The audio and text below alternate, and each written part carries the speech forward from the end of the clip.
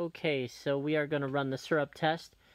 Just a little information. I did run this just a few minutes ago, and the reservoir did not have enough fluid in it to run this last row. Normally I like to give you what you see is what you get, but it didn't have enough, so I just wanted to reshoot the video. Let's go ahead and get started with it though, and I'll kind of explain as we go. I'm going to go to the start menu here and just click cycle start. We are using a 3/8 tubing and a 1/4 inch ID nozzle. This syrup doesn't really like a reverse fill. If you reverse fill it, it'll actually drip a little more. So I did have the reverse fill around 5 the first time when I ran it where it didn't have enough to do these rows, and it was dripping out a bunch. So I just put it back to 0.1, and it looks like it's running a lot better.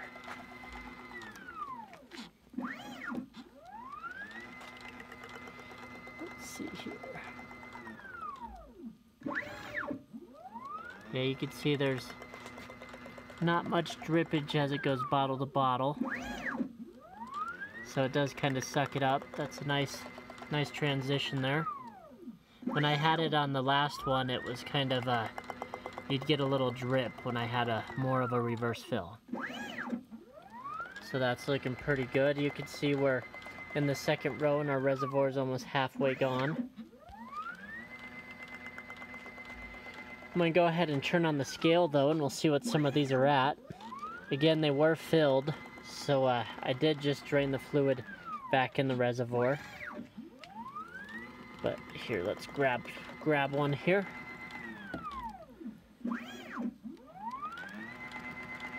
He's 179. That one might have had a little fluid in there because we're trying to get to around 173. 178. Okay, maybe we're running a little higher.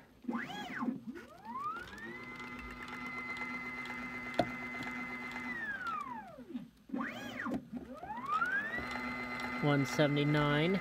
So we're 179, 179, and a 178 here. We'll weigh a few more here once this is done. We're on the last row now. And you can see the fluid's about out here.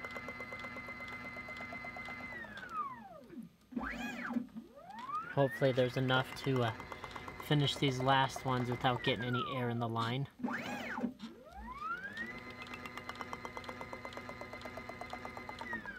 Sounds pretty good. Ooh, and that one had a little bit of air in there. So